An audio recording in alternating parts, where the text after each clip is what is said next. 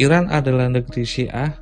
Sepertinya ini sudah jadi fakta yang tidak perlu dijelaskan ya. Karena ketika kita menyebut Iran, yang muncul adalah Ayatullah, prosesi Muharram, Arba'in, dan identitas keagamaan yang terasa sudah menyatu dengan tanahnya. Syiah dan Iran itu sudah menjadi satu kata, sudah menjadi satu tarikan nafas. Tapi tahukah kalian kalau 500 tahun yang lalu Iran itu bukan negara Syiah, bahkan jauh dari itu. Hampir seluruh wilayah Persia adalah Sunni.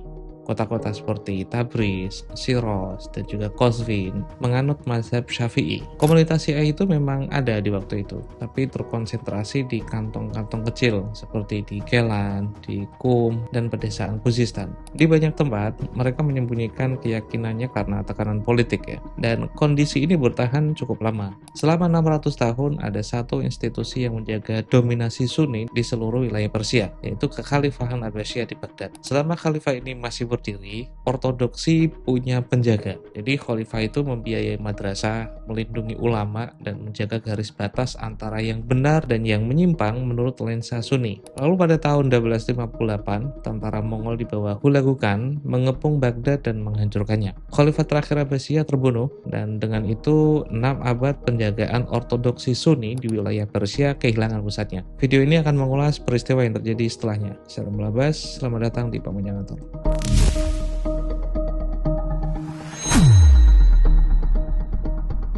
Penguasa-penguasa Mongol sebenarnya kan tidak terlalu peduli soal mazhab. Mereka bahkan mengizinkan misionaris Katolik mendirikan keuskupan di Tabriz dan Maragol. Dalam kekosongan itu, tarekat-tarekat Sufi akhirnya berkembang pesat dan kultus terhadap Imam Ali menyebar. Sekte-sekte yang mencampurkan gagasan kemahdian atau Imam Mahdi dengan mistisisme akhirnya bermunculan di mana-mana. Persia waktu itu masih menyebut dirinya Sunni, tapi di bawah permukaan tanahnya sudah bergeser. Jadi ketika seorang remaja 14 tahun memasuki Tabriz 2,5 abad kemudian, sebenarnya dia menanam di atas tanah yang sudah gembur gitu. Nama pemuda itu adalah Ismail, pewaris tarekat Sufi dari Ardabil. Tarekat itu Sofawiyah namanya, awalnya bukan Syiah. Pendirinya, Syekh Sofiyuddin, adalah seorang muslim Sunni yang taat, bermazhab Syafi'i, dan baru beberapa generasi tarekat ini akhirnya bergeser. Kenapa? Karena ada pengaruh militeristik. Suku-suku Turkmen yang memuja pemimpinnya selayaknya titisan Tuhan akhirnya bergabung. Dan tarekat ini akhirnya mengadopsi identitas Syiah yang dianggap menuhankan pimpinannya sendiri. Pada musim panas 1501, Ismail yang masih berusia 14 tahun itu memasuki Tabriz dengan pasukan Kizilbasnya. Ia akhirnya dimahkotai sebagai syah dan dia mendeklarasikan Syiah 12 Imam atau Itsna Asyar sebagai agama resmi negara. Masalahnya, 2/3 dari penduduk kota itu adalah Sunni. Nah, para penasehat Ismail memperingatkannya. Dari 200.000 hingga 300 penduduk Tabriz, mayoritas menganut Islam Sunni, dan para penasehat itu khawatir kalau rakyat itu menolak. Akhirnya Ismail, remaja yang dianggap sebagai titisan agung oleh pasukannya sendiri, menjawab seperti ini. Jika rakyat mengucapkan satu kata protes, aku akan mencabut pedang dan tidak akan membiarkan satu pun dari mereka hidup. Ternyata apa yang dia sampaikan bukan ancaman kosong, dan Ismail akhirnya menginstruksikan pasukan Kizilbas untuk hadir di masjid-masjid dengan senjata yang cukup lengkap. Mimbar-mimbar ini selama berabad-abad hanya mengenal khutbah Sunni. Jadi ketika khutbah Syiah dibacakan untuk kali pertama, para prajurit mengepung jamaah dari segala sisi, dan siapapun yang bergerak atau protes ya tentu saja menghadapi pedang. Ulama Sunni yang menolak tunduk dieksekusi atau akhirnya mereka melarikan diri ke timur. Ada yang ke Herat, ada yang juga ke Bukhara atau kota-kota yang masih aman bagi mereka. Lalu datang kebijakan yang lebih sistematis lagi. Ismail akhirnya membentuk kelompok yang disebut dengan Tabarro'iyah atau Tabarro'iyin, dan pasukan ini berjalan melalui jalan-jalan dan pasar-pasar secara terbuka melaknat 3 khalifah pertama Islam sebelum Sayyidina Ali,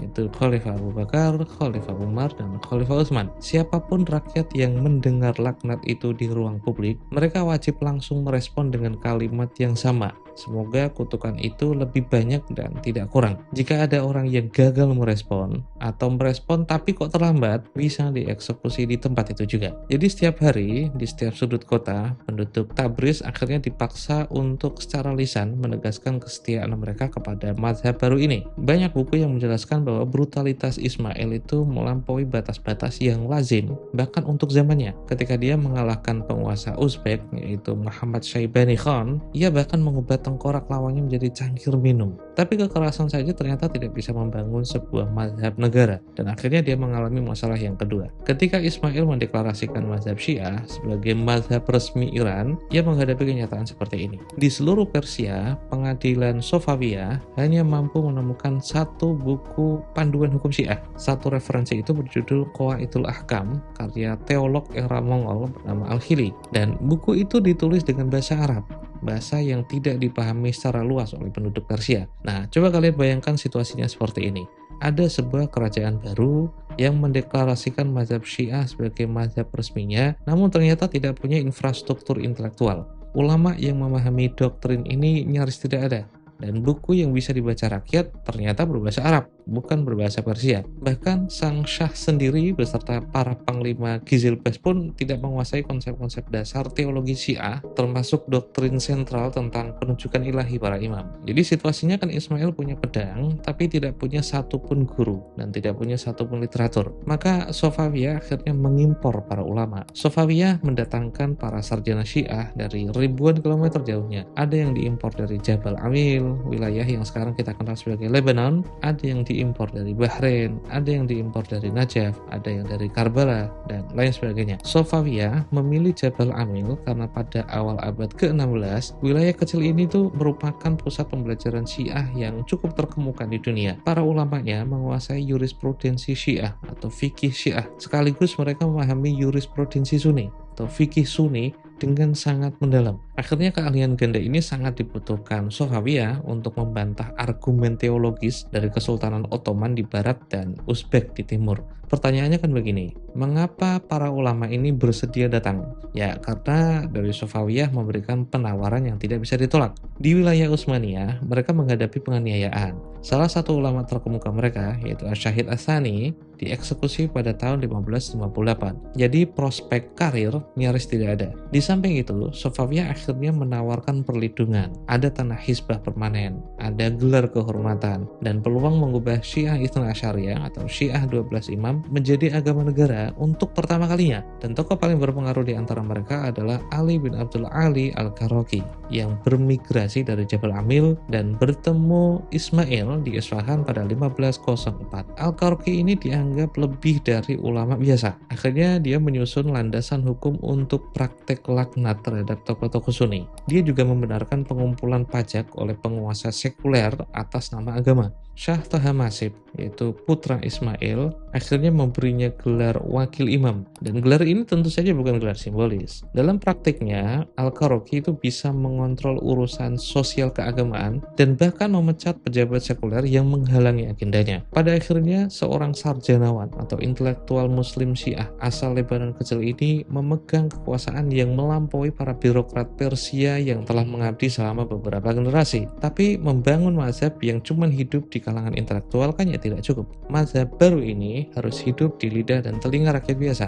Maka Safawiyah akhirnya memulai proyek penerjemahan besar-besaran. Para penerjemah mengalihbahasakan teks hukum Syiah dari bahasa Arab ke Persia. Puncaknya terjadi di bawah Syah Abbas pertama, penguasa Safawiyah yang paling ambisius. Abbas pertama menugaskan ulama bernama Bahauddin Al-Amili menulis Jami' Abbasi, semacam panduan hukum Syiah yang menyeluruh dalam bahasa Persia, mencakup aturan ibadah, hukum perdata, sampai denda pidana. Untuk kali pertama, seorang petani di pinggiran Isfahan atau pedagang di Shiraz bisa memahami mazhab barunya tanpa harus menguasai bahasa Arab. Abbas pertama juga membangun infrastruktur fisik yang membuat Syiah terasa monumental di ruang publik. Ia memindahkan ibu kota ke Isfahan dan mengubahnya menjadi pernyataan arsitektural. Masjid Shah dan Masjid Syekh Lutfullah dibangun sebagai simbol kekuasaan sekaligus tempat ibadah. Bahkan lengkungan dan ubin biru emas di kubahnya, menurut analisis pakar, sengaja memperlihatkan kekayaan negara Syiah kepada siapapun yang melihatnya. Akhirnya tinggal satu kebijakan lagi untuk mengubah kehidupan keagamaan Persia. Abbas pertama akhirnya mempromosikan ziarah ke Mashhad, tempat dimakamkannya Imam ke-8 Syiah, yaitu Imam Ali Ridho, sebagai alternatif ziarah ke Mekah yang waktu itu dikuasai oleh Utsmani. Dengan satu kebijakan, ia memutus ketergantungan spiritual rakyatnya pada wilayah rival dan menciptakan geografi sakral milik Persia sendiri. Maksudnya biar kalian tidak perlu pergi ke tanah musuh hanya untuk mendekatkan diri kepada Tuhan. Cukup pergi ke Mashhad saja.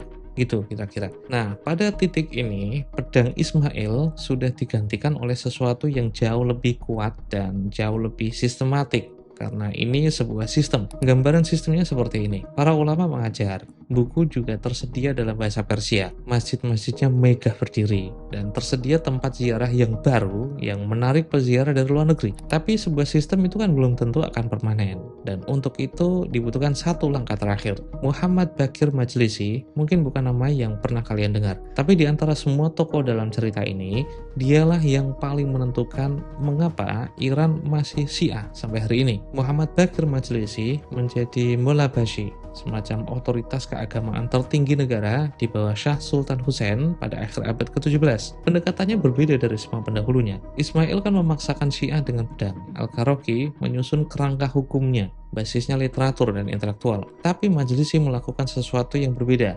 Dia menutup semua pintu keluar. Jadi Majlisi itu menghancurkan tarekat-tarekat sufi yang selama berabad-abad itu menjadi ruang spiritual alternatif bagi masyarakat Persia. Pengikut sufi di Isfahan, dia reduksi menjadi penyapu jalan. Dia menfatwakan praktek zikir dan tarian spiritual itu sebagai penyimpangan agama. Para filsuf besar mazhab Isfahan, yaitu para pewaris tradisi Mula Sadra dan Mirdabad, dia kutuk dan dia bungkam secara kelembagaan. Jadi seolah-olah Majlisi itu menginginkan satu bentuk Islam di Persia, satu bentuk saja, yaitu Syiah legalistik yang sangat ketat, tanpa ruang untuk mistisisme, tanpa ada ruang spekulasi filosofis atau tafsir alternatif manapun. Akhirnya komunitas Sunni yang tersisa di wilayah perbatasan dipaksa untuk berpindah mazhab. Kemudian minoritas Zoroastrian, Yahudi dan juga Kristen akhirnya menghadapi dekrit yang lebih keras dari kebijakan Shah manapun sebelumnya. Tapi Majlisi juga melakukan pembangunan, dan apa yang dia bangun mungkin lebih menentukan dalam jangka yang cukup panjang. Dia menyusun Biharul Anwar, sebuah ensiklopedia hadis raksasa yang ditulis dalam bahasa Persia,